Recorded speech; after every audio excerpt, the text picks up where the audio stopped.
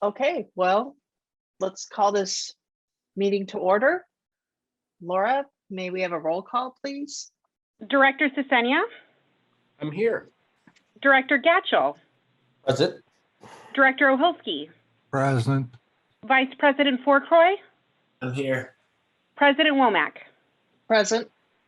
And with that, we'll move to agenda item 2, public hearing to receive input from the community and adopt a resolution approving the selection of a final voting area scenario for the 5 Board of Directors districts. Let's see, do we have presentation? Ron, you're muted. Here I am. Yes, I do have a presentation. We'll step through. Why don't you go ahead and go to the next slide, please. I'm just going to provide a little bit of background, kind of summarize where we've been and where we're going, and then look at the maps that we've been looking at for the last few weeks. As you know, we started this way back in January when we adopted a resolution declaring our intent to move to bi-area elections. We hired our consultant, Cooperative Strategies. We started our public hearings back in August. Next slide, please. We went through 2 pre-map public hearings and then started looking at mapping scenarios back in October. If you recall, at our last meeting, we were narrowing the mapping options down. And so next slide, please. Tonight, we'll be looking specifically at map 2A and map 3 that the board selected for consideration last time. We do have maps 2B and 2C that were included in the agenda packet and will be part of the presentation tonight just for review. We will be asking for the board to select a final map. And if a map 2 or a variation of is selected, we'll review the sequencing options available to the board, and we will ask for a decision on that as well. I do want to say tonight, we do have David Lopez and Andrew Bishop from Cooperative Strategies here. And of course, we have Jeff Henry to answer any legal questions. Next slide, please. Ron, can I interrupt 1 second? Yes. David Lopez was unable to make it. He had a family emergency he had to take care of. So it'll just be me from Cooperative Strategies. All right. Well, thank you, Andrew. You're welcome. So after we get through the selection of the map, our next steps will be to schedule our 6th and final public hearing on January 6th to adopt a resolution to approve the final voting area map.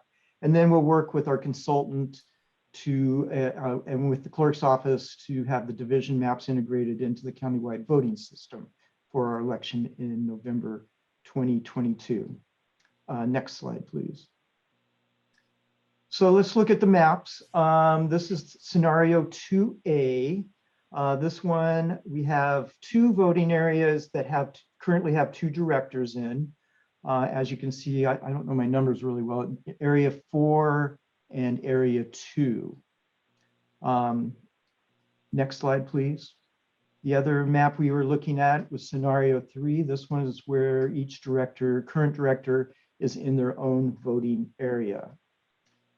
And then we'll review really quick 2B. The difference here is that there's only 1 voting area that has 2 directors. As you can see, again, over in area 4 and finally in 2C, the next one. Very similar, but the 2 directors in 1 voting area are in area 5, voting area 5. Next slide, please. So with that, we'll step through. That's the presentation. Of course, we'll conduct our public hearing, and then we will ask for a map selection and wrap up this part of our process. And with that, I'll turn it back over to the board, Chris. Oh, I have to unmute myself. Okay, thank you, Ron. All right, I'm hoping we're going to have some discussion on these maps from the board.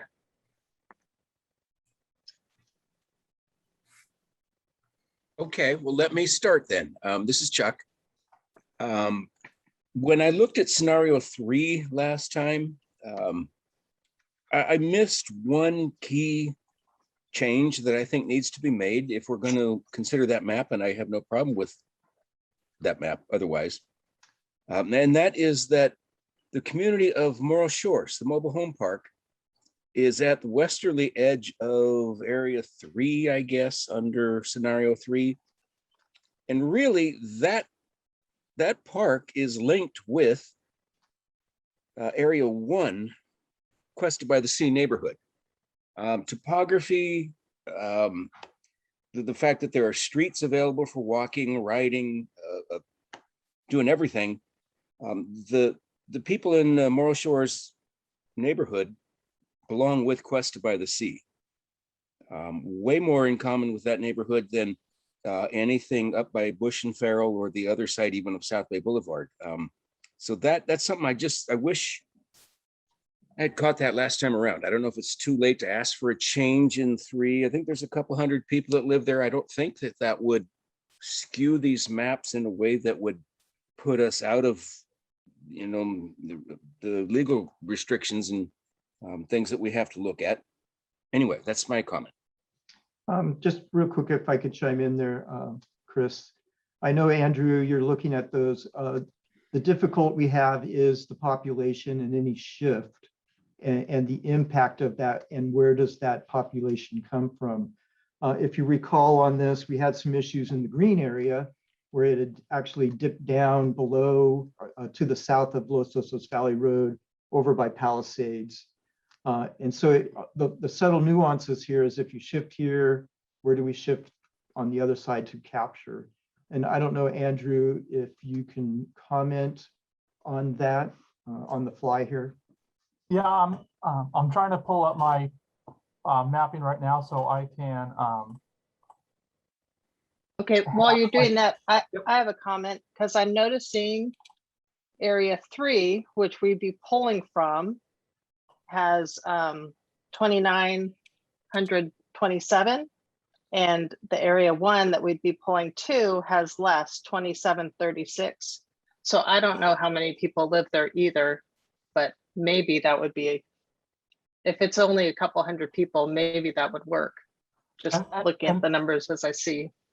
Just so I'm clear, this is the area in red that's right next. Okay, perfect. All right, I'm going to work on this. I'll get back to you guys in just a moment while you discuss. Thank Okay, you. cool. I appreciate your comments, Chuck. I agree that I don't think there's going to be a perfect map where we preserve these nuanced neighborhood delineations. I mean, I see what you're saying, and I feel like in a perfect world that would be good.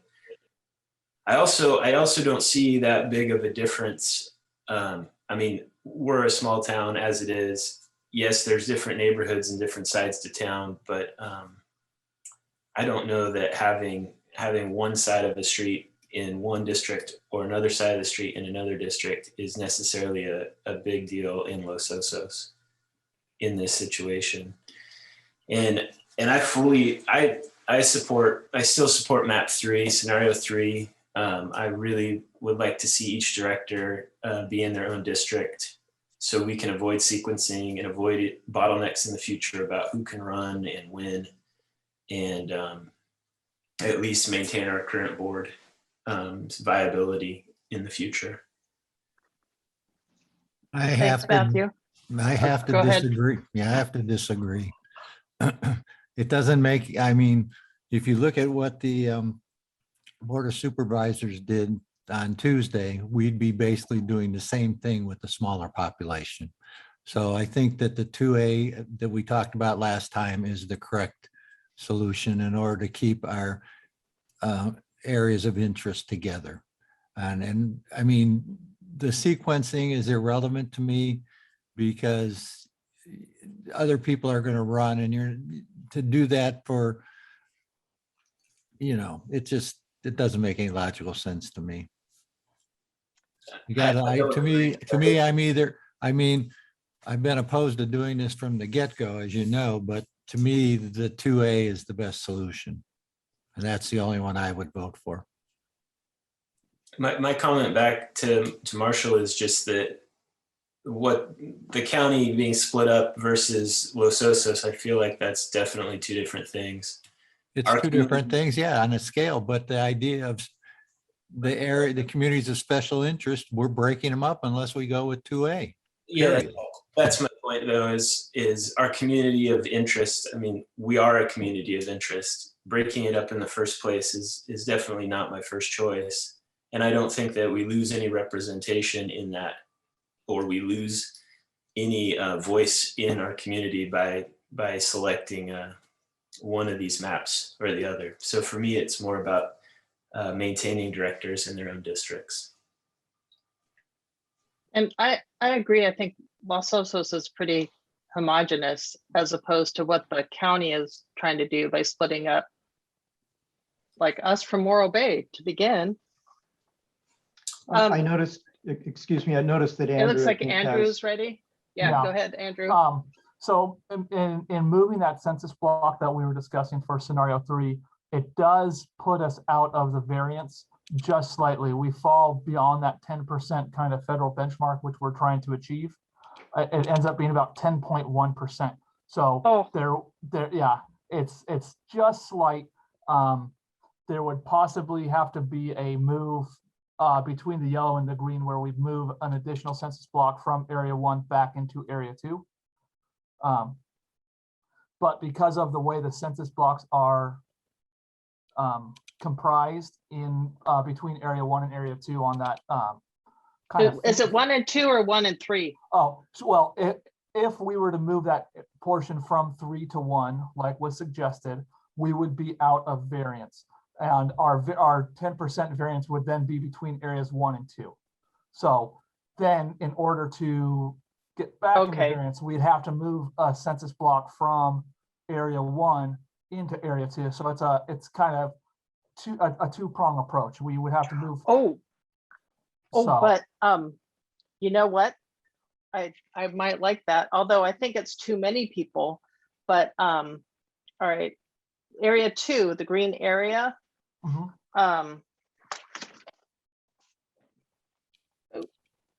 This part, this little piece here belongs in green. It's and the issue with that is the shape of that census block that's directly under that green extension. It's a rather large census block, the way the census is cut it. But then below that, there is another individual census block, and that would be the one I would probably look to move. But it would almost look like 2 prongs on a fork with a indent in the middle. I can share my screen if you guys would like. Yeah, I'd like to see. I guess what I'm seeing is, we hired a professional group to look at this, and it seems like we got basically close to the best that we're gonna get without going around for a long time. When do we have to select the map by? Isn't that coming up? That is not until, I believe, April to get it to the clerk recorder's office. Middle of April. Okay, but I like trying to see if we can accommodate Chuck. I mean, I think he has a good point. And if we can't, if it doesn't work, it doesn't. But I mean, if we do have some time. Go ahead, I'm sorry.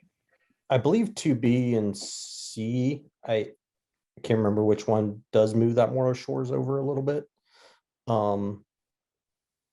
That we just flashed it up for a second, but I believe that 2B or C did flash it up, move Morro Shores. Oh, this is, can you see 2C on my map? Or this is 2C here, and this is Morro Shores, so it's included in area 2. And then so it's included in 2B and 2C, they're included together, or it's all included in area 2. But then don't we get back into the sequencing issue that we have with 2A? Yes. We haven't even looked at that yet for these 2 scenarios. Yeah, the sequencing just becomes a little less impactful with 2B and C because you just have one voting area with 2 directors, but you still have a sequencing issue. So I'm hearing Chuck would like to avoid sequencing. Maybe we should. Yeah, the Publix. thing we're going through with the county makes me nervous. Who's going to come represent us on the BMC? It gets weird. And I hadn't really paid that much attention to it, I guess, until now. And I mean, I do want to try and keep neighborhoods together, that kind of thing. But again, we're not that big a town, and one side of the street isn't often different from the other. The sequencing thing does make me nervous. Right. So Andrew, what were you trying to point out with the So- census blocks here? So this is the census block where Morro Shores is, and if we were to send it to trustee area 1, you can see here now we're just slightly out of compliance. It's 10.03% between these Right, two. I see it. And so if we were to possibly move that census block to area 2, it kind of gives a pronged approach, but we're back within our threshold. So it's, minor changes. With the population of your size, moving one census block or another could really tip the scale one way. As we saw with Morro Shores, but that could be a solution there. It keeps more of this neighborhood together. And you could even assign that, and it's actually even a better variance at that point. Keeps it all together, where trustee area 2 now is kind of the perfect size, your ideal population. Hmm. So, Good Sorry, job. I used to live on that part of Manzanita over here that would be cut out. But I don't know, I kind of like that. yeah, so this is the census block that's in question. You can see it's a very odd shape. And so that kind of makes it difficult to play with. I have to use that geography from the census because that's how the population is provided. Okay, Yeah. so that's not our fault then. No, I would support that modification to map 3. I would too. Me three. I was going to say, should we see if we had any input from The public?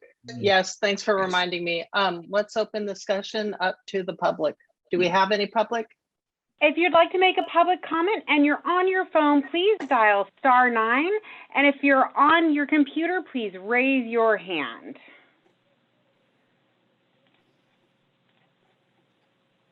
All right, Tom, you just have to unmute yourself. Hello.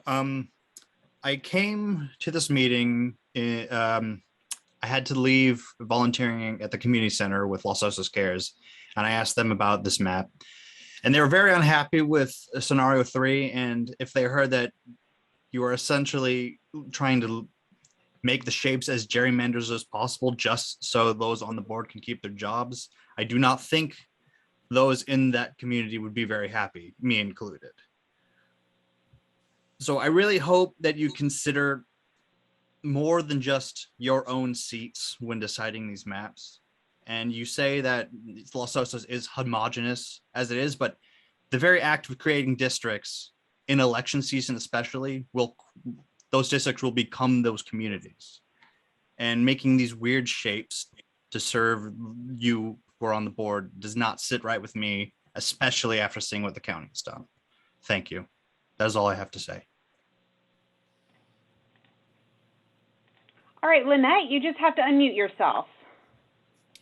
Lynette Tornatsky, Los Osos. I'm just wondering what happened to Marshall. I'm scanning the right side here, trying to find what happened to him. Is he gone? Lynette, he is still there. He just muted his camera. Oh, okay. That was my only question. This is fascinating. The only thing I really had to say about it was the Hispanic population. I wanted to make sure they were well represented by whatever map you guys wind up picking. And that's all I had to say. Thank you. Oh, thanks, Lynette. There's no other public comment at this time. Okay, let's bring it back to the board. I'd like to add a couple of things. Again, I do not see this as a analog process to what the county's doing at all. In fact, on every single map that we've had put before us as a board, where I live is not, in every single map isn't doubled up with any other director. So as far as moving map lines around to be self-serving, I totally reject that. I think it's benefit to the community to have those people who are serving, which this board has 5 people that are serving the community on it. And if they choose to run again, I hope they are able to. And that's my comment to that. I guess I have some, oh, go ahead. Oh, sorry. I was just for the Hispanic population, I base what I think I've read in the data, and the consulting can chime in, but it looked like it's pretty spread out through the community, and there's not one center of population for that would cause a districting piece. I don't know if the consultant can chime in there, but I believe it's all pretty balanced out through all these districts. That's correct. There, the Hispanic populations in the Los Osos community is fairly spread out. So there isn't one dense center of population that we could group together to kind of give them that voting strength, in a retained area. Thank you. And then I guess my second piece is, I think we just, from the mapping perspective, and we don't have we have a bunch of different neighborhoods, I guess, per se, but, putting our directors aside, in our positions, we just do what's right for the community as well, because things change and, people come and go and stuff like that, just in general. So I don't think we're trying to do it for our own benefit. I think we're trying to make it for the community. And even if we have to sequence, that's something that we have to deal with. But that's my only comment for that piece. Oh, thanks, Troy. I guess my issue is it's not so much trying to keep it for the benefit of the current directors, but for the benefit of the community.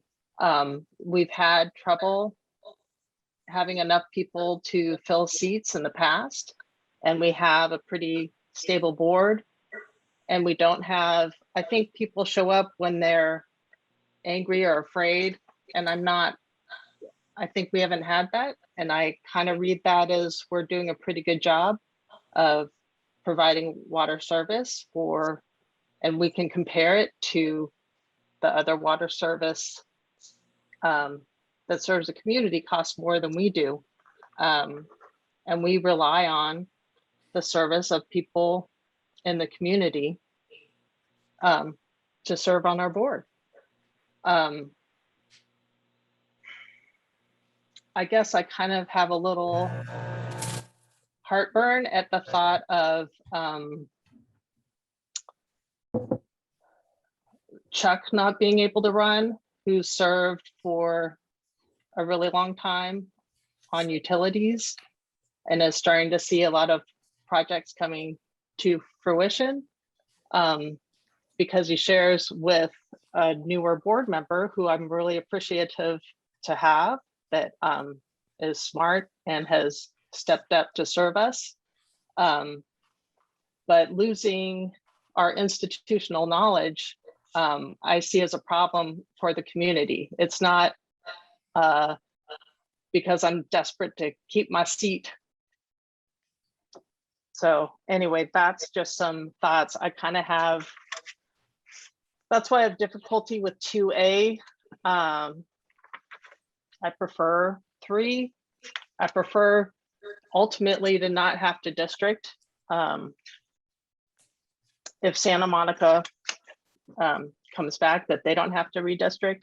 But barring that, if we do, I think I could be persuaded for scenario 2B or 2C. I have a problem with 2A.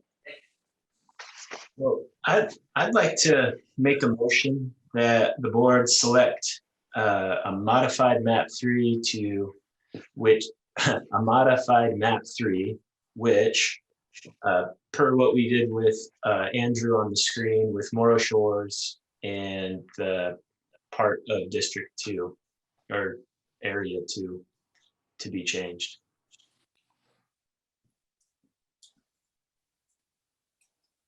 I'll second that motion.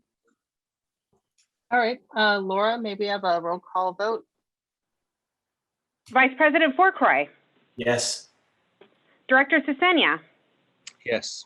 Director Gatchell, Yes. Director Ohilsky, I wanted to have a chance to discuss the motion, but you went right to the vote without having a chance to discuss the motion. Oh, I'm sorry. Should I go Well, back? it doesn't matter. You have a majority now. It's too late. So I vote no. President Womack, I vote yes. All right. I'm sorry, So- Marshall. No, that's okay. I mean, I just wanted to agree with what Tom had said. Well, you know what? I kind of think we're getting painted maybe by some decisions that were made earlier this week in another venue. I really I appreciate, Christine, everything you said. You will not lose my institutional knowledge. If I'm not on the board, I will be at public comment. I honestly believe that Morro Shores is connected with Cuesta by the Sea. I don't know how I missed that in this first look at these maps. If we talk about neighborhoods, that certainly is one. That said, sequencing, I'll run if the opportunity presents itself, and I'm in the mood to do that, and I haven't lost my appetite for this yet. That's for sure. But I really think that we're kind of being maybe painted with a little bit of overspray from another decision this week. So, Ron, if we bring this out to, I mean, I think we try to get further input from the public at this point, right? Well, from here, we will bring back to the January 6th meeting a resolution to approve this final map. And that will be a public hearing, so there'll be one more opportunity for public comment and final decision by the board. Because I would welcome more community input. I feel like we haven't had a lot of community input. That was the So other thing anyway, whoops, excuse me. Go ahead, go Chris. ahead. No, that was no, the second please. thing I was going to raise if I had had the opportunity to discuss this was you're making some changes here that the public haven't seen before. And it seems to me that to have community input is important, especially given the fact that we don't have to do this till April. That was my second point I was going to make. So maybe we propose this map, but we put it out to the public, and then the public has a chance to respond and change us? Or, I mean, as we move forward, are we just doing this one?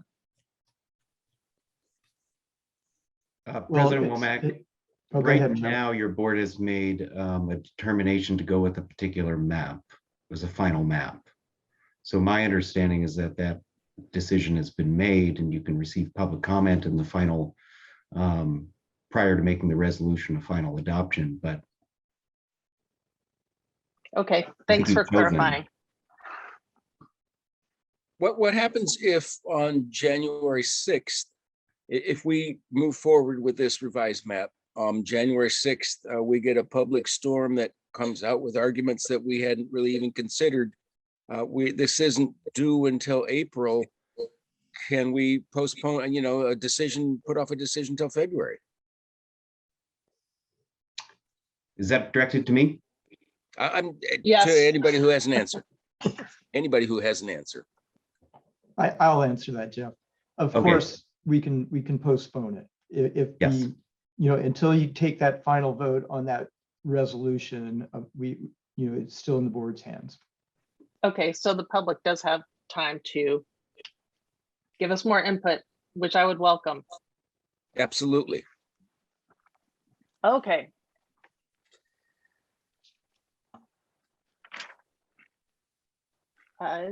So I think we're done with this.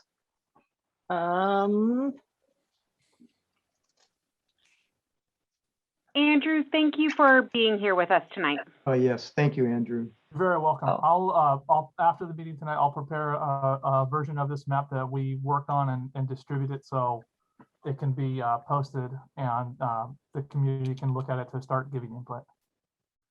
Okay, appreciate it. Thank you. You're welcome. And Laura, thanks for reminding me. So Andrew doesn't have to stay for the rest of the meeting. Okay.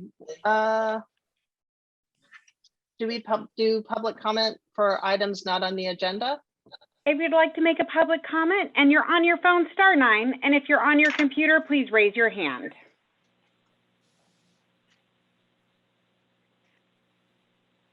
There's no public comment at this time. All right. Time for administrative and committee reports. I think I saw Paul Province here.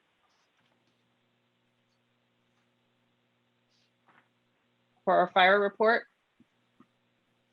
Yeah, I'm here. I'm just multitasking. Sorry.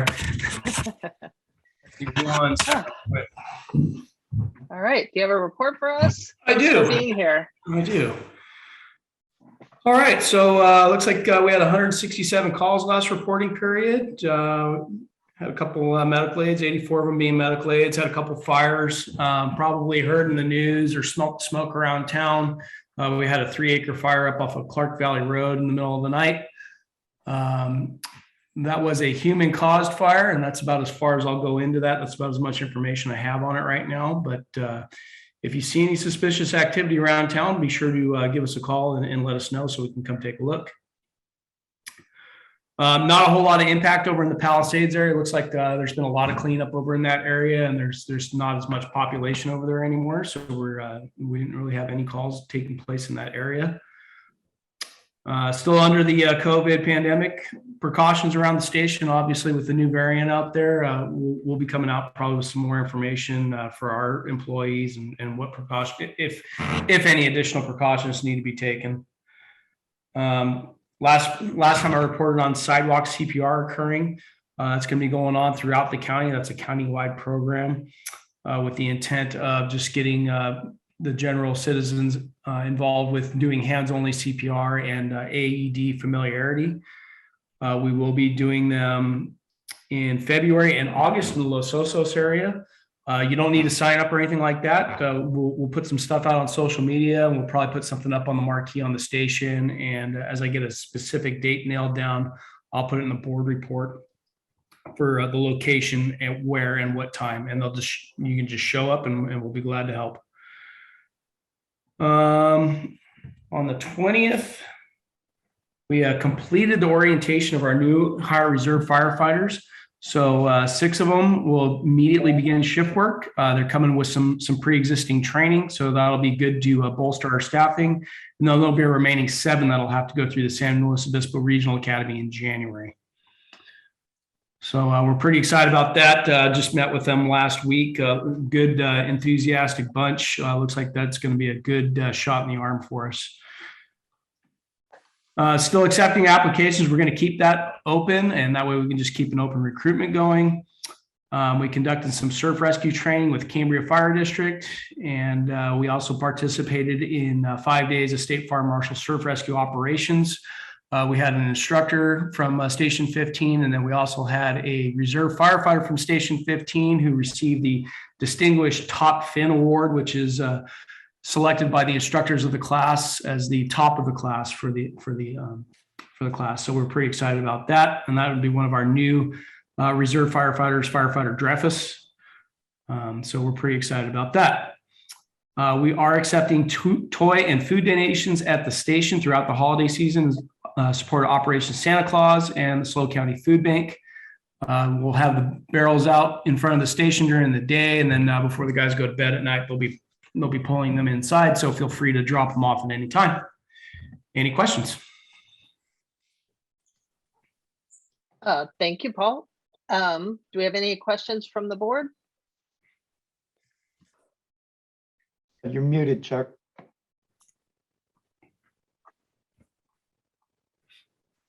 Chuck? Chuck, you're still muted. Oh, sorry about that.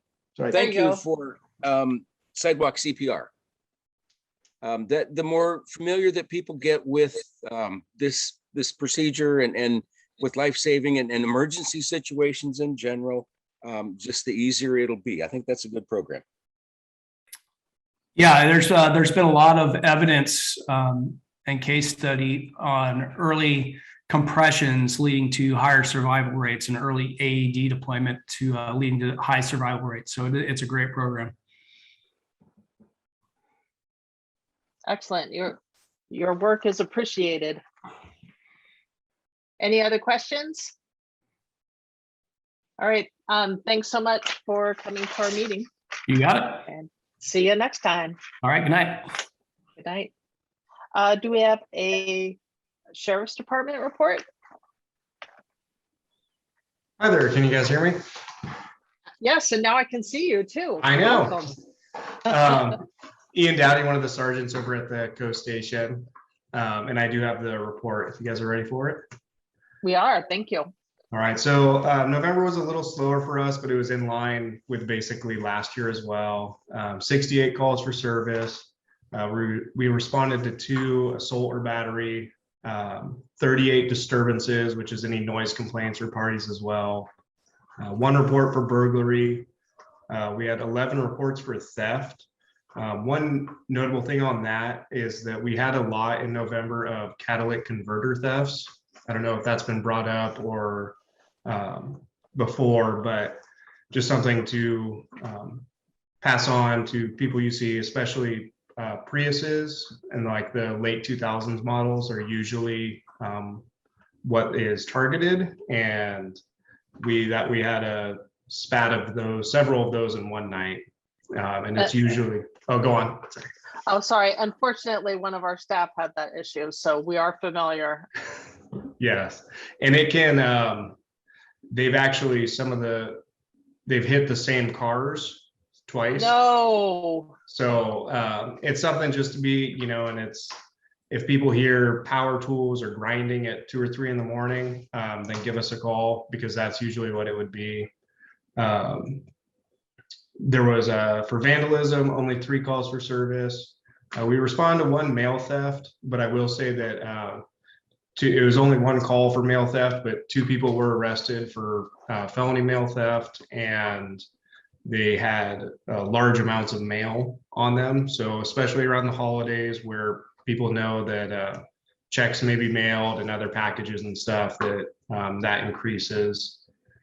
15 suspicious circumstances calls, 28 enforcement stops, and 18 extra patrol or preventative patrol activity. We didn't have, for Palisades, where the handful of folk who are still down there, we're working with our community team on kind of a case-by-case basis for how we can help them. The Kansas safe parking is routinely full just about every night, so it's being used fairly well over there. So that's all I have. Any questions? Any questions from the board? All right, not hearing any, but thank you so much for giving your report. We appreciate it. All right. Thank you, guys. Thanks. Have a good evening. You too. California Highway Patrol. Hello, good evening. Can you guys hear me? Yes, and we can see you too. Okay, good. Yeah, it's Lieutenant Jason Grimm. I'm standing in for Greg Klingenberg. Good evening to you all. We just had 3 items to report for last month, and they were all kind of out of town. LOVR near Turry, we had a DUI arrest, and the passenger was also taken for drunk in public. And then we had a 2-vehicle traffic collision in the same area, east of Turry. where a vehicle was driving in the lane and struck a John Deere tractor. And then as a result of the stop traffic, there was another 2-vehicle traffic collision in the same location about 2 minutes after that. And thankfully, yeah, there was a minor injury on that one, and that's about it. And then I was told by Greg that you guys wanted some statistics on collisions in the area of Baywood Elementary. I think you guys had asked that last time. I think that's Matthew's question. The map's not going to show up, I don't think, because of the screen. No. We drew like about a 2 to 4 block radius around the school, and what we came up with was 11 total collisions. And if you'd like, I'll go over each of them just briefly. Please. Okay. This goes back to December 16th of last year. It's a hit and run. I'm probably going to say it wrong. San Isabel at 15th. There's a 2-vehicle hit and run. We had another hit and run, 10th at El Moro. That was on the 11th. 2-vehicle, also very minor. We had a very minor non-injury collision, 10th at Santa Isabel again. That was on January 3rd at about 12:15 in the afternoon. Another 2-vehicle non-injury collision, 7th at Paso Robles. That was on February 4th at 4:15. Another 2-vehicle non-injury collision, 4th at El Moro, February 16th at 5:30 p.m.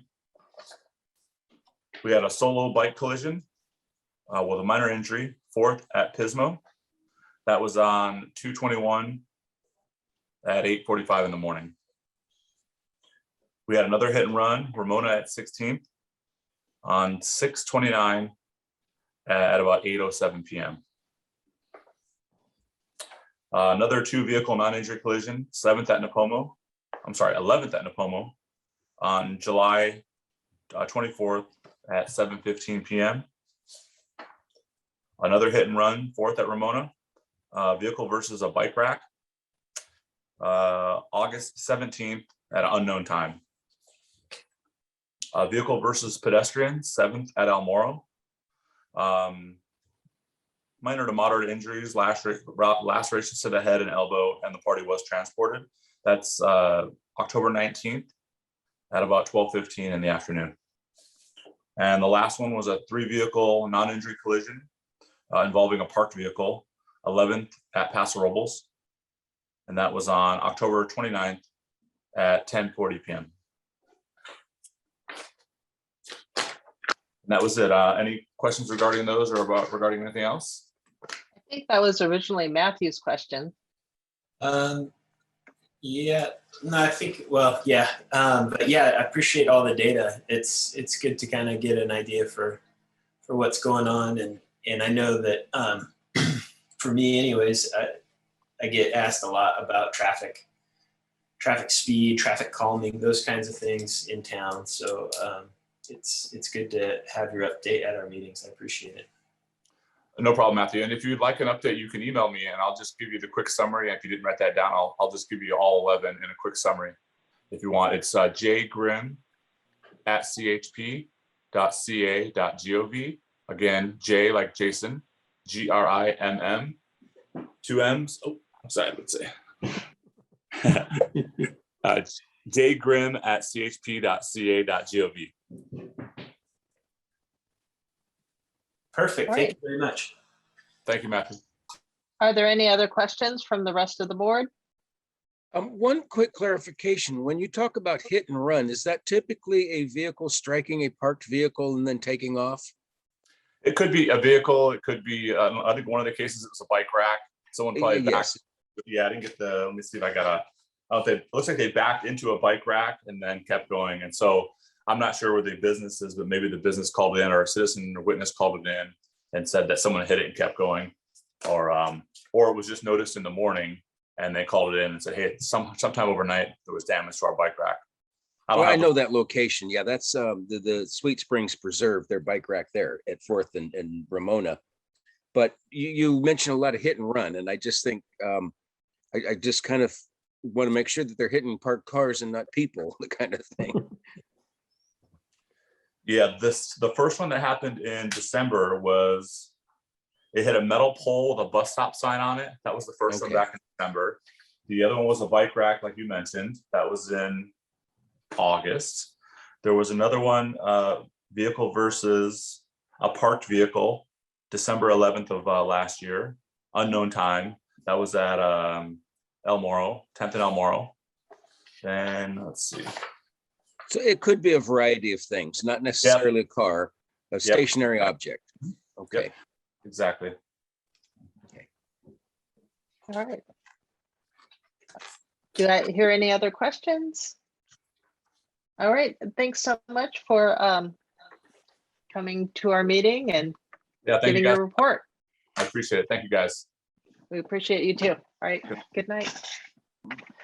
Ron, do you have a report for us? General Manager's report? I do, and I just want to, like I usually do, want to just circle back real quick to the utilities department updates. Just really quick on a few of our capital projects that are in the works. Our program Seawell, we're getting some positive feedback from the county on the acceptance of our minor use permit. We gained approval and support from the Basin Management Committee and LOCAC, which was important for the planning department to get. So we're on track. They understand the urgency of that project, and I believe they're going to try to get that to hearing as soon as possible. I'm not sure exactly what that means yet, but it's positive so far. Real quick on our 8th Street Upper Aquifer well, you know, we've had delays because of supply chain issues. I just heard this morning, it looks like work will begin at the beginning of January. Again, that's been like about a 4-month delay because of the issues that we've had. And there may be some interruptions still with some of the electrical components, but progress. We'll actually see some work being done on site. And then finally, 16th Street South Tank Rehab and Coating Project. I issued the notice to proceed on Monday. So we will get a schedule for that soon and hopefully have that project underway shortly. Real quick, moving over to my general manager's report. I wanted to say that I had a really interesting meeting with EPA staff. It was a well, actually there's 2 of them and 1 of me meeting talking about grant opportunities and federal funding opportunities coming up. So I got a great summary back from them. I'll be pursuing that with my staff to see what we can look into, what we might be eligible for in the future as some of our more expensive projects move along. I did want to update that I think I mentioned that there's a San Luis Obispo County Community Plan Update Work Group. It's the 3 water purveyors and county planning and building staff. We're meeting monthly, trying to resolve the water issues and get updates on where they're at with their water conservation study. So that's all positive, and I'll keep you posted as there's new developments. I did add to the general manager report the letter that we had sent to the Board of Supervisors regarding districting at their level. Sorry that didn't get in the original package. That was an oversight by myself, but we do have that available for the public on our website if you haven't already seen it. And finally, definitely want to keep reminding people about our drought. And please use your water wisely.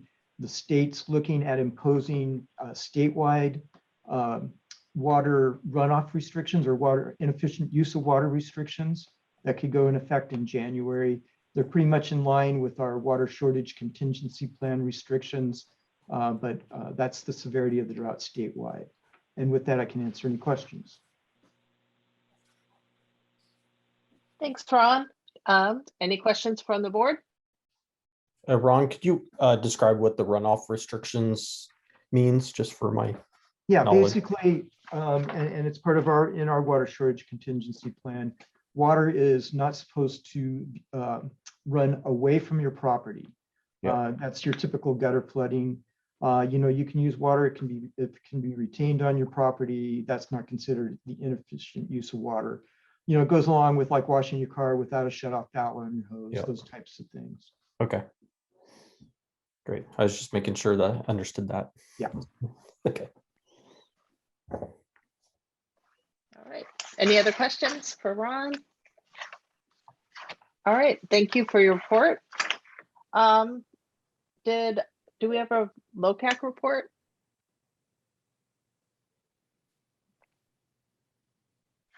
I I went to LOCAC last month. I can give a report. There was a county staff update by Carrie Brown. She talked about that there has been no action by the Coastal Commission on the vacation rental ordinance. And that was something that Bruce talked about when he gave his update, that they're working to work with Coastal Commission to move that along. Also, Carrie talked about the county has hired a consultant to start recalculating the Title 19 water offset requirements.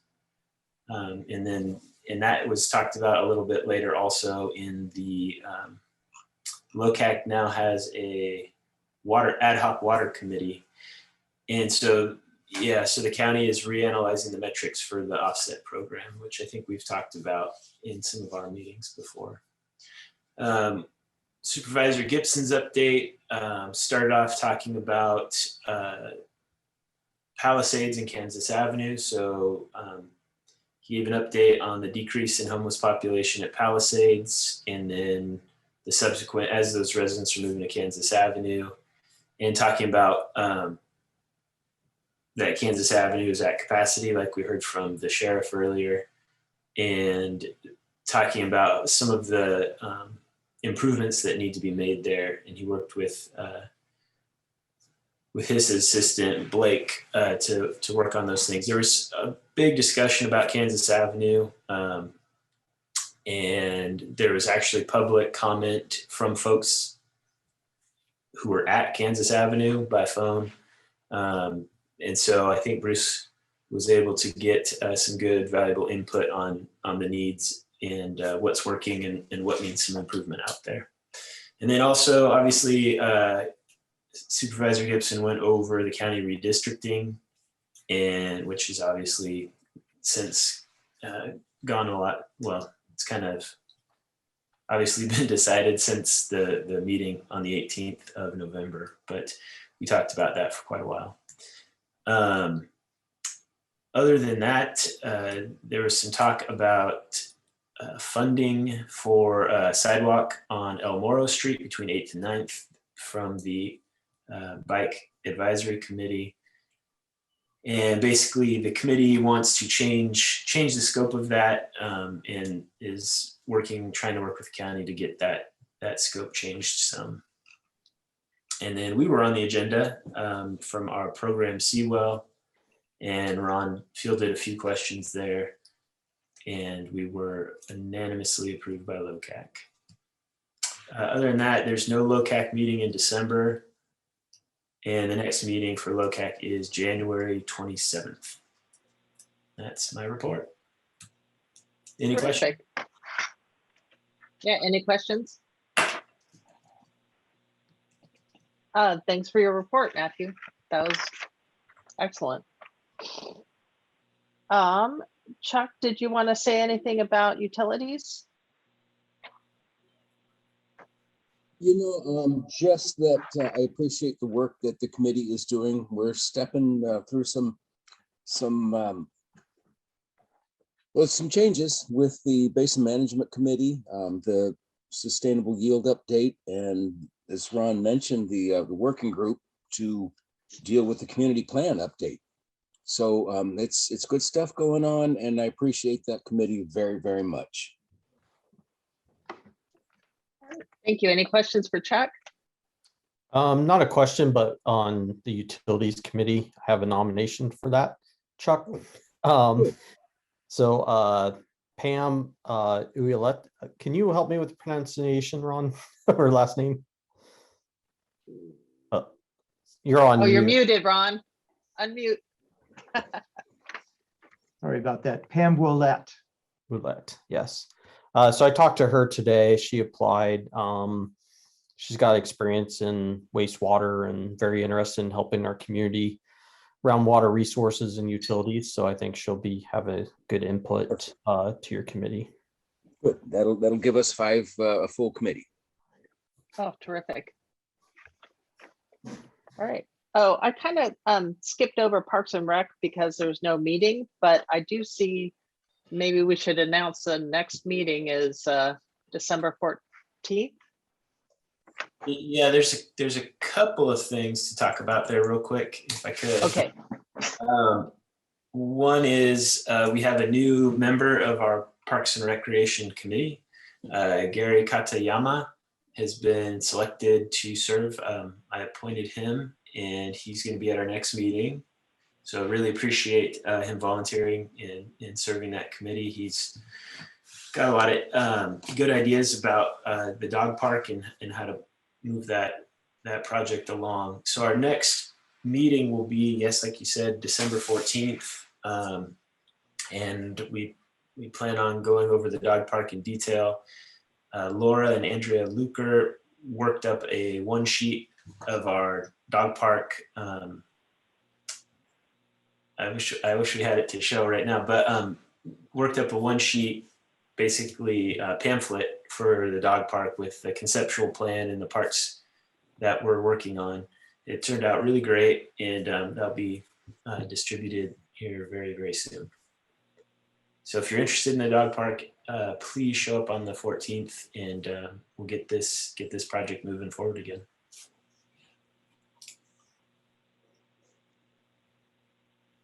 I'm muted. Terrific, thanks. Are there any questions for Matthew?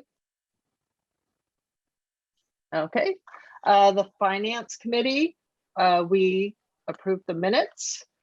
And we received and filed, the committee recommended we receive and file the 2020-2021 financial audit as presented. They sang Adrian's praises. They thought our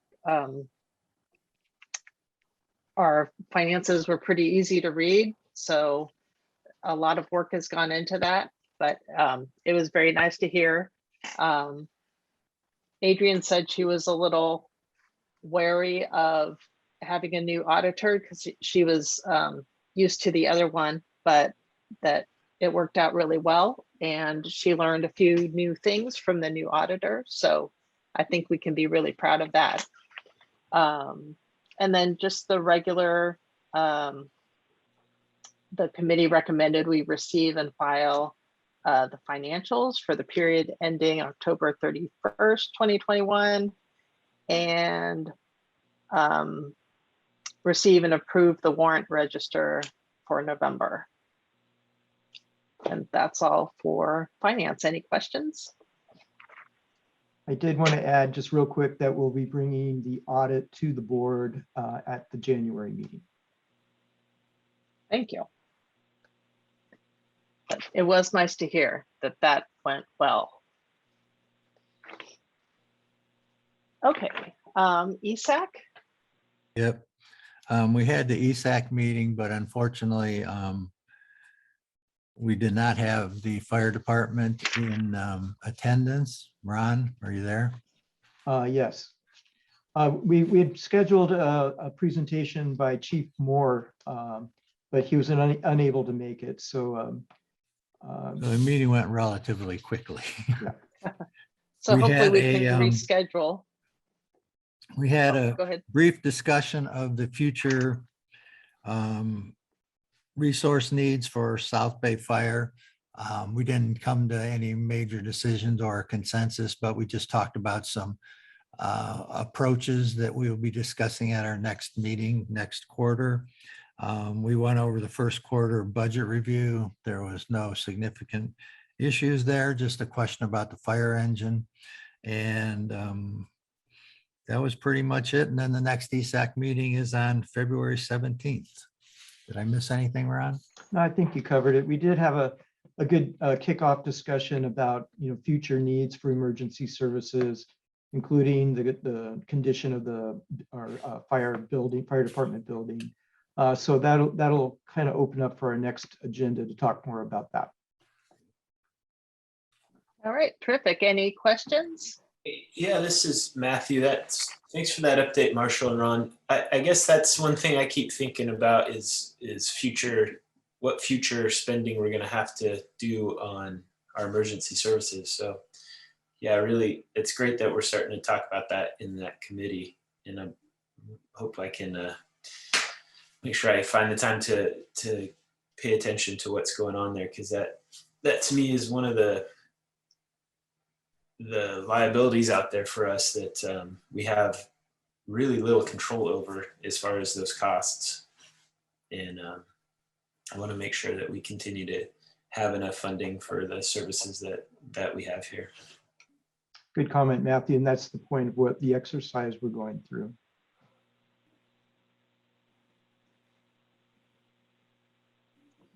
All right, excellent. Any other questions? No Okay. questions, but Chris, I think you skipped over the Chamber of Commerce report as well.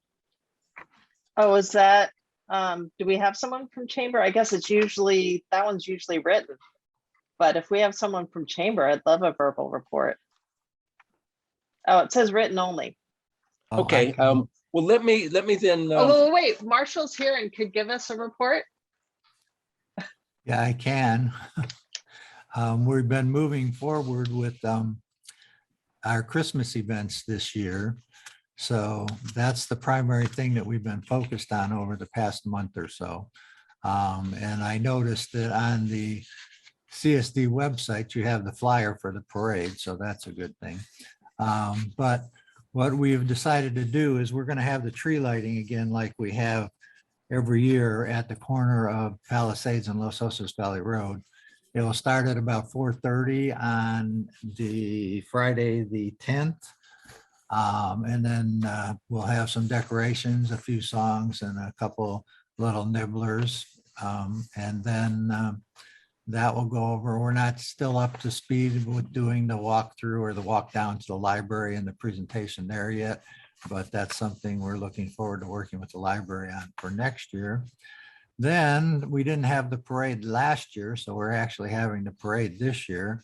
The parade will be on the 11th from 10 to 12, starts at Ralph's and goes down to the community center. And when you get down to the community center, then Needs and Wishes will be occurring in the community center. That was not held last year either. So that's something that we wanted to point out. That's what we're moving forward with the parade and the tree lighting this year. Our theme for the parade is Parade of Thanks, which not only means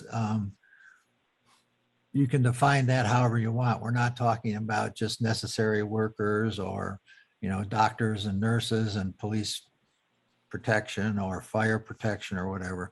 But if you want to thank your mother for helping you out get through this period, or your husband or your wife or whatever. So if you want to submit that, go to our website and there's a little link there where you can submit it. It has to be 24 words or less. And then assuming how many of those we get, Gary, who's acting as the MC, as he always does, will read those during the parade. So as the parade passes by there with filler, he'll be announcing those things. So we're trying to just, recognize more than essential workers. But we will have in the essential workers, et cetera, are going to be our grand marshals for the parade this year. We decided to do that. So nurses and doctors in their, pardon me, nurses and doctors will be there. Police, fire, sheriffs in uniform. We're having people come from Ralph's, from grocery outlet, from miners. We're having every kind of service that's provided to the public that wants to get into the parade will be acknowledged. So that's what we're doing this year. It's going to be a unique touch. And Mr. Freiberg, Gary, came up with that theme for this year's parade. So we thank him a lot for that. So. That sounds terrific. And I love we're having the parade, or you're having the parade again. We're getting slowly back to normal. Yeah, if anybody's interested in doing a float or sponsoring, look on our website, because we're still looking for people to be floating down, no pun intended, down the road. Yeah. I finally got some equestrians to get in the parade, so we're going to do that. And we have our Santa Claus will hopefully be appearing. That's just for us adults. And then, so anyway, yeah, so we're looking forward to it. They will be doing, Kiwanis will be doing the breakfast as they always do on the corner there from 8 to 10. So if you're interested in the breakfast, that will be being given off on the corner. I forget, what's the name of that street there? Right across from Grocery Outlet. My mind went blank. Anyway. Right in front of where the- Sunset or something? I think Yeah, it's Sunset. Sunset, that's it. right where the gas station used to be. Anyway, they will be doing their breakfast there too. So we'll see how it goes, but this will be our first year back up after a long, long time. I mean, after 1 year, but the parade was going on for a long, long time prior to that. Thank you Excellent. for mentioning that, Chuck. Oh, I'm Oh, happy can- this event's coming back. I have one correction to the notice that I'm seeing in our packet, and that is about the needs and wishes benefit at the community center. It doesn't last until 9 p.m. It starts at 10, same time as the parade. So if you need to go grab something from the baked goods area and then get to the parade, you could do that. But it only goes till 6. The silent auction closes at 6, and then they do the raffle right after that, usually out of there by 7. And the benefactors of this event, Maxine Lewis was the old homeless shelter on Orchid, and now 40 Prado is the updated, it's the new center, and they will split the proceeds of that event with the NOR Clinic, the nonprofit who supplies healthcare to people without insurance.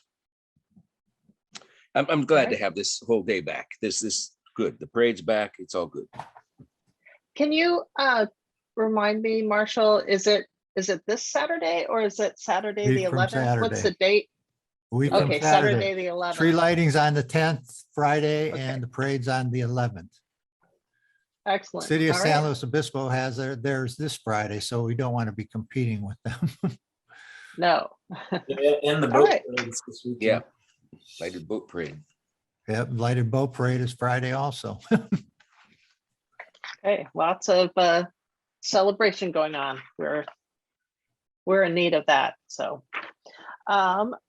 are there any directors' announcements of district and community interests and reports on attendance at public meetings? Yeah, I have 4, so Okay, if anybody else wants to go first. I don't think you'd feel you feel weird if you don't have 4.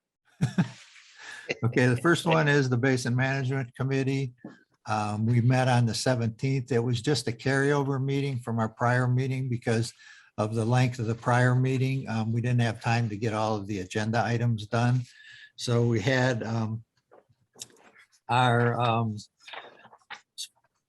executive director's report, which is our standard report. I don't think there was a lot of changes in that, but he does a really interesting report because he actually redlines the changes from his previous month's report. So we're able to focus just on the changes rather than the entire report. We had 3 action items, was just the preliminary discussion of the 2022 budget. And then we had a discussion where we reviewed the LOCSD well minor use permit and the CDP application, and we recommended project approval to the county. And Ron already talked a little bit more about where that stands. And then lastly was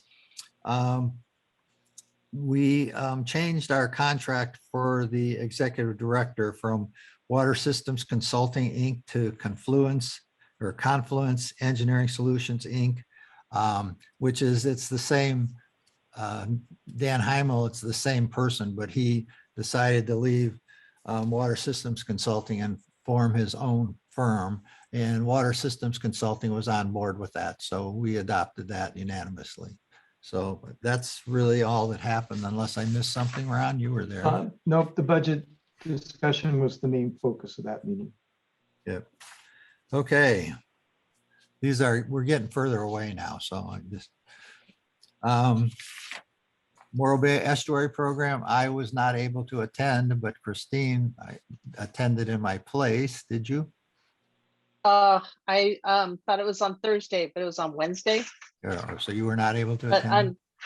I didn't. I'm sorry. Oh, that's okay. But I did cheat and find the minutes. There's 146 acres of eelgrass plus or minus 10%. So that's looking good. I know I wasn't there to get the presentation because everybody knows eelgrass is my baby there. Oh. So that looked exciting. That's what stood out to me. Yeah, well, the other thing that I just wanted to bring out, Lexi Bell, who's been our executive director for the last 6 years, has retired as of December 28th. So we're in the process of recruiting a new executive director right now. So if you go to the Morro Bay National Estuary Program website, the link is available online. If you can't get it for whatever reason, you can give a call over to the offices. And then in the interim, until we hire a new one, Mike Malteri will be acting as our interim executive director. So that's what's happened there. Just, this doesn't, I know doesn't, it's just, I'm on LAFCO, so I thought I'd bring that up too. So we approved the annexation and the sphere of influence amendment to the city of Paso Robles on the southwest corner of the city. And then the panorama lots in Morro Bay, the application for that was withdrawn. So we didn't take any action on that. So that was it. Unless anybody has any questions, I'll try to be quiet for the rest of the meeting. Oh, any questions for Marshall? I'm thinking that he misspoke when he said that Lexi Bell retired. As somebody who spent 36 years before I could retire, she's just maybe moved on to something else. She She's not resigned. retiring. Yeah, she resigned. She's Okay. got a job as an administrative person over at Cuesta College now. So she Okay. hasn't, she's resigned. I'm sorry. That hurt because it took a long time to be able to retire. I know those of us that are older, though, we think about retirement rather than new jobs. Sorry for that. My confusion. Thank you. Excellent. Any other reports? Okay, moving along. Let's see. Oh, let me just ask, I don't think we have any, but do we have any responses to previously asked questions? We do not. Okay, thank you. All right, let's open it up for public. Oh, does anyone want to pull anything from the consent agenda? All right, let's open it up for public comment on items on the administrative and committee reports and the consent agenda. If you'd like to make a public comment, please raise your hand.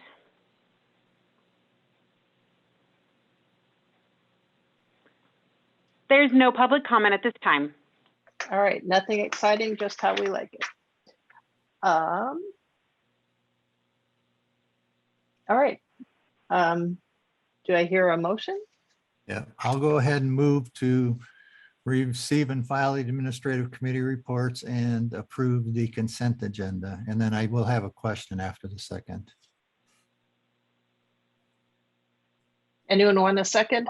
I'll second the motion. Thank you, Okay, Matthew. I have one question about item 6E. Ron, have you had a chance to talk to Jeff about that yet, about the FAC we discussed? I have not. Okay, well, I'll wait then. Okay. Okay. Laura, may we have a roll call vote? Yes. Director Ohilsky. Yes. Vice President Fourcroy. Yes. Director Sisenya. Yes. Director Gatchell. Yes. President Womack. Yes. Okay. Does anyone have any future agenda items? And are there any closing board comments? Happy holidays to everybody. Christmas, New Year's, everything. Hanukkah? Well, that just passed, so. Or we're in the Isn't it, process. oh, yeah, isn't it 8 days? Yeah, I was saying we're in the process of it, so I'm sorry. I want to put in a plug for the Needs and Wishes benefit again, and the whole day of the 11th. It's going to be good to have the parade back, pancake breakfast back, all that fun stuff. But the Needs and Wishes benefit, if you have not been at the community center after the parade, starting at 10 actually, it's got a little bit of everything there. There's a toy store with brand new toys if you want to do some shopping for those on your Christmas list, or the barrels are there from the fire department. They drop in a couple times a day and take the Toys for Tots away. And there's a whole bakery area. Women and men spend hours baking, good stuff. All kinds of knitted goods, caps and scarves, the silent auction. I've got a lot of stuff here in the house, nice art pieces that people donate, and the kitchen goods. If you're looking for that air fryer, a set of Pyrex bowls, all those kind of things, do some Christmas shopping down there. It's a fun event.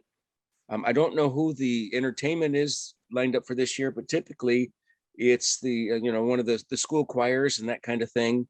The Taekwondo drummers for those that have earplugs. It's a fun event all day long. There's the grill's going. You can get burgers and veggie burgers and all kinds of fun stuff. It's just a fun day. Drop in and out all day long. The silent auction will close at 6. And I'll be there at that time because I know there's good stuff. And happy holidays to everyone. All right. Thanks, Chuck. Thank you, Chuck. Yep. Happy holidays, everyone. Yeah. Hope we can see each other in person at some point next year. That'd be cool. Yes. Would be great. Yes. Hopefully Yes. that's coming. All right. So probably my last meeting as president, I'd like to show some appreciation for all of the board of directors who serve our community and to the staff. Thank you, Troy, for stepping up the plate to serve Los Osos with a little convincing from Chuck, I think. And No, actually, no, that was his. No. He put that Oh, out he was there asking? in my ear. Yep. He said, I'm interested, and I just encouraged at that point. oh, well, that's good. I'm not going to take credit Encouragement's for good. that. Mm-mm. All Yes. right, but we appreciate your input. Matthew, thank you for doing such a terrific job leading Parks and Rec, getting our connected pathway done. I feel we're so lucky to have an engineer on our board. So thank you for your service. Chuck, I mean, I said this earlier, but thanks for your long service on the Utilities Committee. I know you've been glad to see work that's been long planned actually getting implemented. So that must feel great. Marshall, I especially love how you feel strange if you aren't reporting on multiple meetings, most of which you chair. I think there's so many ways you serve the CSD, on FAC, chairing the BMC, ESAC, the LAFCO, California Special Districts, and the Estuary Committee, and I'm probably missing something. I appreciate you teaching me how to make a meeting as fast as possible. So thank you all for your service. Thanks for Ron and Laura for updating our procedures and trying to just getting us in better shape as a institution and having procedures in place so that anybody that comes along can hopefully pick it up quickly what we need to do.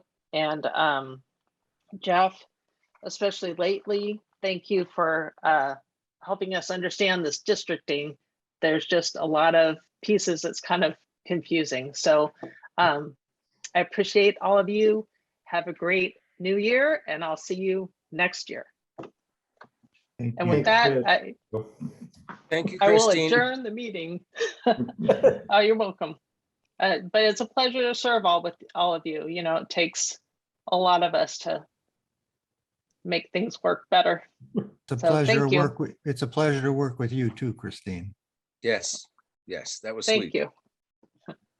All right. Have a good evening. you. Right, good night, everybody. Take care, everyone.